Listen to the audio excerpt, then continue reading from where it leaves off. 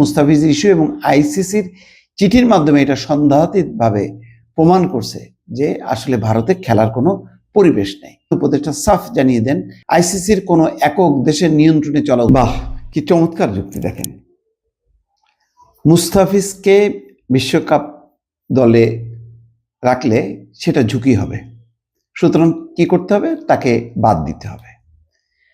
তারপরে হলো বাংলাদেশ দলের জার্সি পরে ঘোরাঘুরি করা যাবে না। নির্বাচনটা যেহেতু কাছায় আসবে, এই সময়টাই ঝুঁকি থাকবে, সুতরাং নির্বাচনটা পিছাই দিতে হবে। ভাবটা এরকম। এই হচ্ছে আইসিসির চিঠি। আইসিসি আর ভারতীয় ক্রিকেট বোর্ড, আমি তো মনে করি তার চেয়ে একটা জঘন্য অবস্থা। চিন্তা করছেন, যেখানে সিম্পলি বাংলাদেশের ভেন্যুটা শ্রীলঙ্কা বা পাকিস্তানে সরাই দিলেই হয়ে যায়, কিন্তু না, তারা সেটা সরাবে না। না সরায় তারা চেন্নাই এবং আরেকটা জায়গা ঠিক করতেছে, বলতেছে ওখানে খেলো, ভারতেই খেলতে হবে। তার আগে কি শর্ত পূরণ করতে হবে?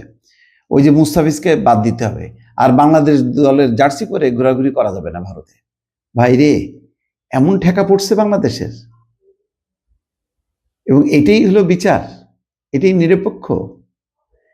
এটা তো ভারতীয় ক্রিকেট বোর্ডও বোধহয় এইভাবে চিন্তা করে না, যেটা আইসিসি চিন্তা করলো। তাহলে বুঝছেন, আইসিসির চেয়ারম্যান কি অজয় শাহ না কি জানি একজন, ও তার আর ওই ভারতীয় ক্রিকেট বোর্ডের মধ্যে কোনো পার্থক্য আছে? বাংলাদেশ ক্রিকেট বোর্ড 2 দফা চিঠি দিছে।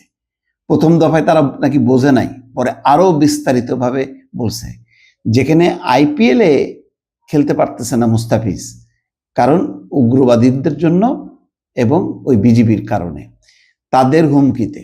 তো সেখানে বাংলাদেশের এতগুলো প্লেয়ার যাবে, তার সাথে টিমের কত ম্যানেজার, সহকারী ম্যানেজার, ডাক্তার, কোচ সহ একটা বিশাল টিম।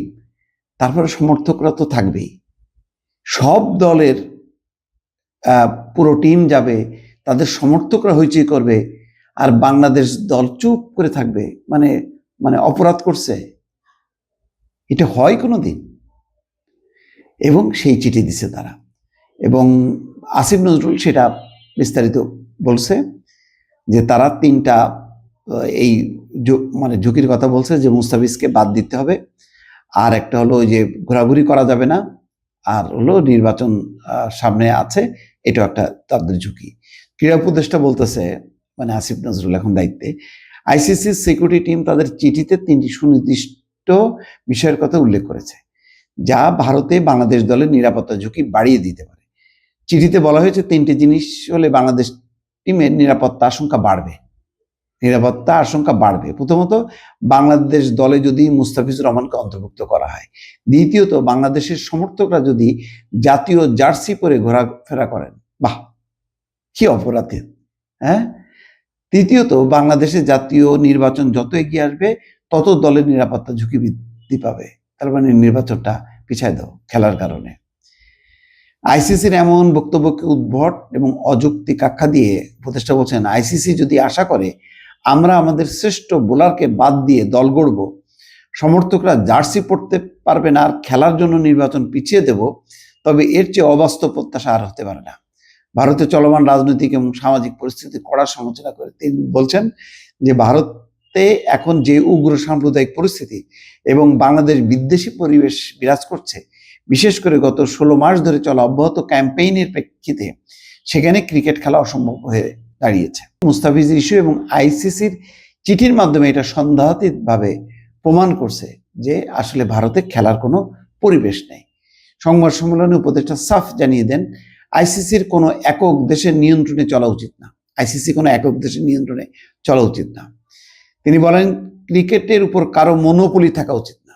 আইসিসি যদি সত্যি গ্লোবাল অর্গানাইজেশন হয় এবং ভারতের কথায় উঠবস না করে, তবে অবশ্যই বাংলাদেশকে শ্রীলঙ্কায় খেলার সুযোগ দেওয়া উচিত।